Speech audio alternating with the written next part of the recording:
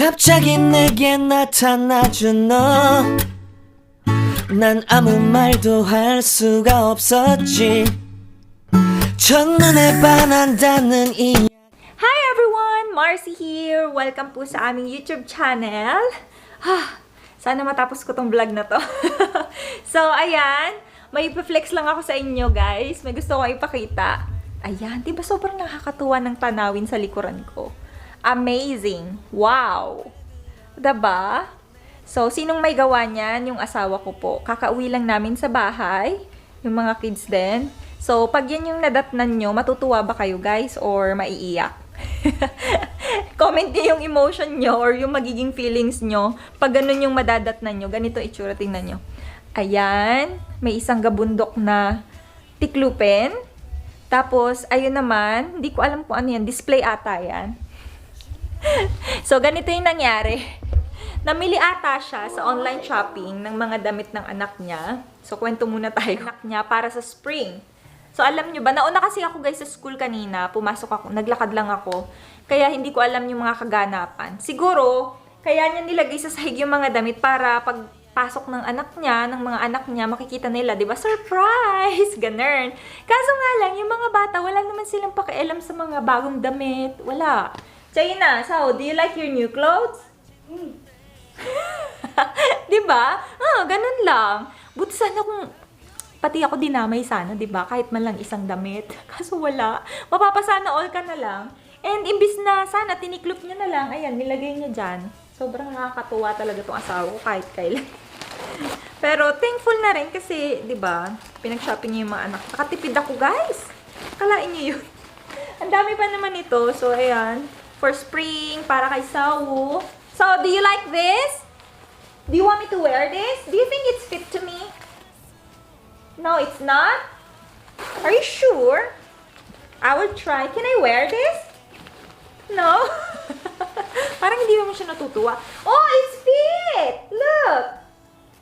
Why are you not saying anything? I will get this. So, magkano ba to? Oh my God! Ito yung mga pinamili niya na hindi naman na, parang hindi naman na-appreciate ng mga anak niya. Kasi nga, syempre guys, bata pa, kahit anong ipasuot mo sa kanila, parang okay lang. So, ito, meron pa tayo ditong, ayan, ano ba tawag dito? Jersey. Di ba ang cute? Para kay Cheo naman. Grabe naman yung presyuhan. Kung ganito yung mga presyo nito, 89,000 won. Tapos ito naman, 69,000 won. It's really cute, right? Button. Yes, there's button. Flower button. How much is it? How much? 74,000 won only for this. It's set. Kasama niya to, guys, yung, ayan, parang dress na jumpsuit. Hindi ko alam tawag dito. So, ang cute niya. And then, you have another hoodie dress. And then, we got another set here. Oh, I think it's all for you. 1, 2, 3, 4. Wow, you got 4. How about for your brother? This one. So we got another jersey for Cheyun. 1. Ang cute naman ito. Parang gusto ko magkaroon ng ganito. I think kasya sa akin. Ang laki niya, guys. Look, what size is it? Oh my God, it's 140. Wait, I think it's fit to me. 40. Look, Cheyun, can I wear this? Are you sure? You can borrow my jacket. Are you sure? You can borrow. Tingnan nyo, guys, kasya siya sa akin. My gosh. Medyo maiksi. So, ote? Umayap pa? No? Look at mommy. Cheyun, look at me. How is it? Look at me. Yep. Maka. What? No, majaga? Very small? Okay, next is this one. Oh, no, it's not. It's your jacket. Oh, we have this, ang tawag dito, yung pang mahangin na jacket. Para siyang kapote. Cute naman. And, oh my gosh, hindi ko nasasabihin yung presyo. Nalulula ako. Tapos, ito, sobrang laki naman ito. Oh my gosh. Mama. Parang cute niya, niya, guys, parang yung sa, sa baseball player na uniform ng mga baseball player. 'Di ba? So, ayan, damit pa lang ng mga bata, sobrang mamahal na. Yes? Kaya mahirap magkaroon ng madaming anak dito sa Korea. Kaysa sa atin sa Pilipinas, 'di ba, what you call it? Okay, wait. 'Di ba sa atin sa Pilipinas, pag pwede lang tayong bumili ng damit ng mga anak natin sa ukay-ukay, or meron tayo yung mga nakabundle na, nakaset na 300 or 6-150, yung mga ganun. Pero dito kasi guys, wala. As in, bibili mo siya ng, yes, just wait. I said wait, okay. Bibili mo siya ng as in isa-isa. Tapos dito sa Korea, meron pang iba-ibang weather. 3 klase ng weather, or 4 ba? Summer, spring, autumn, and winter. So, merong 4 na klase ng weather. So, pag summer, ibang outfit na naman, tsapwera na naman to. So, magagamit ulit to the next year. And then, pag winter, alam niyo na, sobrang kakapal, mga jeans, yun, ibang outfit na naman. Eh, yung mga bata, guys, mabilis silang lumaki. Kaya, ayun, mahirap magkaroon ng madaming anak. Isipin nyo, meron kayong 5 anak dito sa Korea. Yung amount na damit na bibilhin nyo, kaya yung mga Koreans, talagang ayaw nilang magkaroon ng madaming anak. Yung iba, much better na lang, or mas iniisip na lang nilang mas okay na lang mag-alaga ng aso compare sa mga bata or mga anak pa sila. Kasi nga, yung expenses talaga. Lalo na yung school, education. Yun. I think napag-usapan na natin yan before. Okay, may gusto lang pala akong i-clear about dun sa post ko sa aking Facebook account, Facebook story. Kasi madaming nagko-congratulate sa akin. So, nung last April, nag-post ako ng pregnancy test na may takip. So, yes, I took a pregnancy test, but it turned out negative. So, hindi po ako buntis. And then yesterday, I posted a picture on my story na parang ultrasound or something. Hindi po siya ultrasound. Meron kasi akong pinapa-treat sa treatment. Ano ba yung pinapa-treat? Meron kasing ginagawang treatment sa aking back, sa aking likuran. Ano ba yung back? Nakakainis, ba't ba ako English ng English? Yan yung nagagawa, guys, pag maghapon ako nagsasalita ng kung ano-anong salita eh. So, ayan. Meron kasi akong pinapatreat sa aking likuran dahil yun sa aking back pain. Kulit ni Sao. Wait lang nga, guys. Okay, I'm back. Hindi na ako kinukulit ni Sao. Solved na siya. May pagkain na siya. So, ayan. Yun na nga, guys. Meron akong pinapatreat sa aking likuran, yung aking lower back pain sa left side. So, kahapon, nag-undergo ako ng x-ray and some test para malaman or para i-check nila kung ano ba talaga yung cause ng back pain ko. Bakit bigla na lang siyang pasulpot-sulpot. Kasi dati, 2 years ago, nagpa-x-ray na rin ako pero wala silang nakita kahit ano. Sabi nila siguro dahil pag-exercise or pagbubuhat dahil nga may baby ako dati. So, ayun, yun yung cost and nagbigay lang sila ng medication. It was 2 years ago. But, yesterday, hindi ko na talaga siya ma-endure yung pain niya as in sobrang sakit. Kasi nung last Monday, nagpunta kami sa park kasama yung kakilala kong Pinay din dito.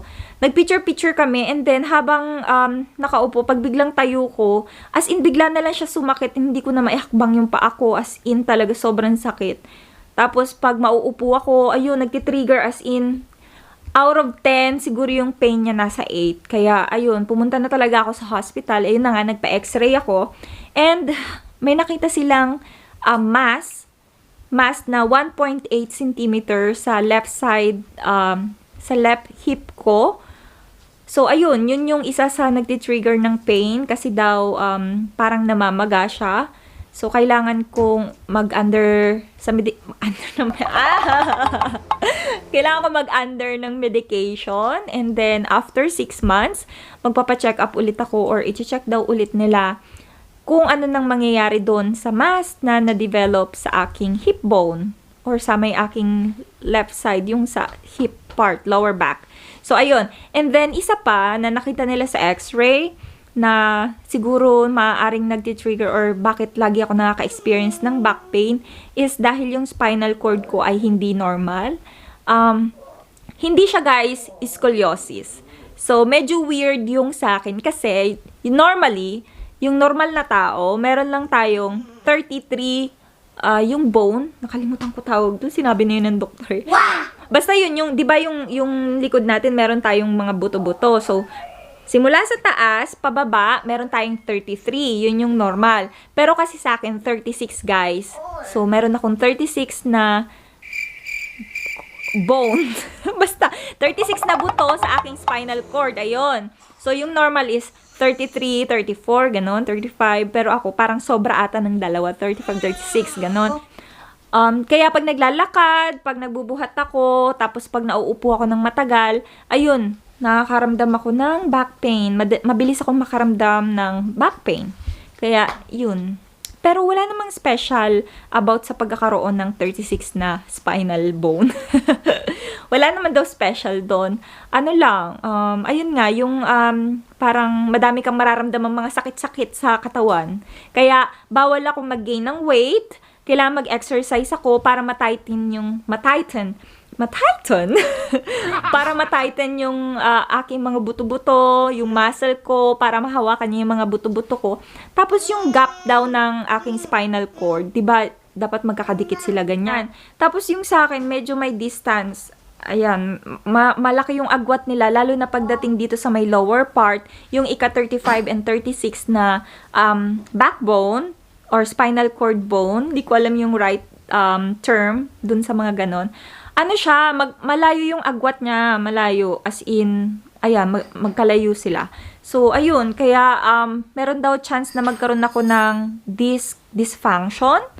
So, kung alam niyo yun, yun, i-correct nyo na lang ako kung mali ako. Yun, magkaroon ako ng disc dysfunction or problema sa aking disc.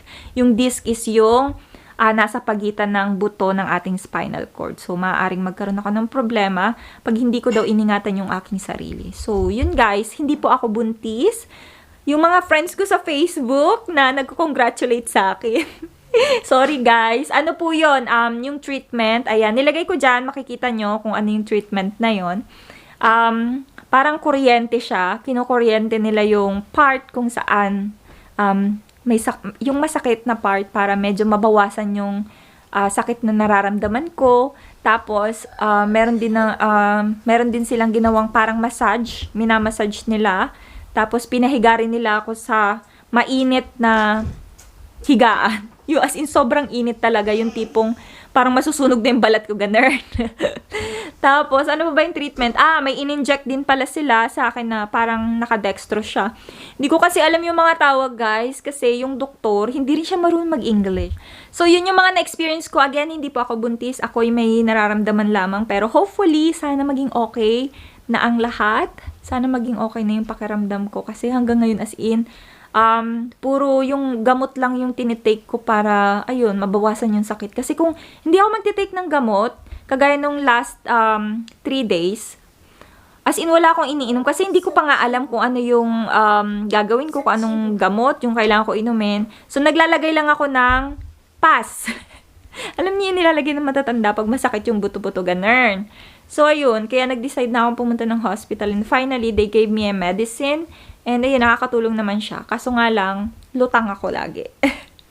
Kasi yung antibiotics, parang anesthesia, ganon, anti-pain, nakakalutang siya guys. Parang lumulutang yung utak ko. Ganon. So yeah, ayun na nga guys, nagugutom na kasi kami. Kakain muna kami, and then balikan ko ulit kayo mamaya. 갑자기 내게 나타나준 너 난 아무 말도 할 수가 없었지 첫눈에 반한다는 이야기가 널 보는 순간 Guys, luto naman tayo ng dinner. Ang taas niyo dyan sa posisyon nyo. Nasa pinakataas kayo. So, ayan. For our dinner, ito yung lulutuin ko. Marinated breast chicken. Ayan. Nabili lang namin siya, guys. Hindi ko siya ginawa. Para siyang kimchi, no? Ayan.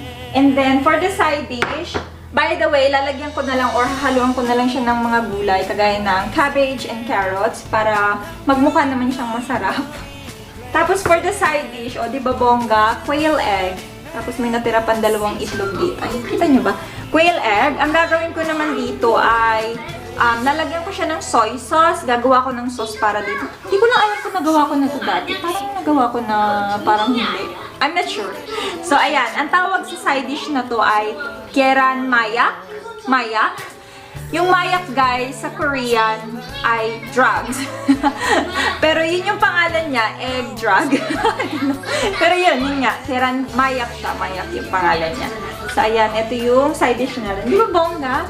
Chicken, tapos ng itlog. Ayan, magluto na tayo.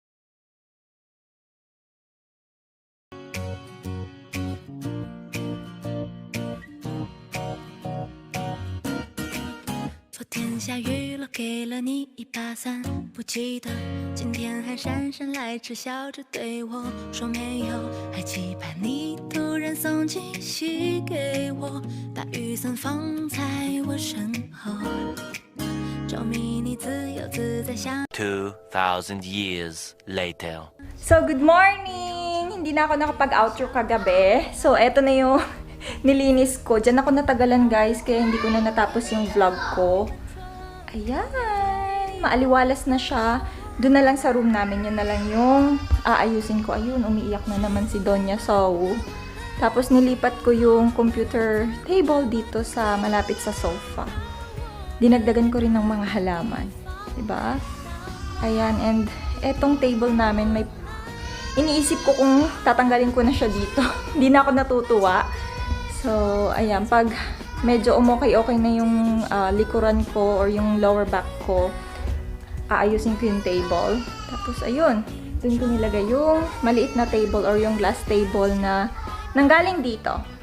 Diba? Bongga. Maaliwalas na siya. Tapos, mamaya, titingin ako ng carpet doon sa bilihan ng mga carpet kung meron silang sale. Kasi gusto ko yung malaking carpet para dito sa may sofa. Kasi medyo malamig yung sahig. Spring pa lang kasi, guys. So, ayan. Padating yung friend ko. Ang dilim! My gosh, hindi niyo ako nakikita. Ang itim-itim ko na nga. So, padating na yung friend ko, si Mary Ann and si Yui. May bago akong kaibigan na i-introduce sa inyo. Actually, matagal na kaming magkaibigan. Way back 2014 pa. Ano siya? Thailand. Thai. Ayun. Thai siya, guys. So, papakilala ko siya sa inyo mamaya. So, abangan niyo sa next vlog dahil magpo-food trip kami. Okay, thank you so much for watching. Oh my God, yung mukha ko hindi pa ako naghihilamos. Maliligo pa lang ako. So, thank you so much for watching. Don't forget to subscribe and see you on my next vlog. Bye!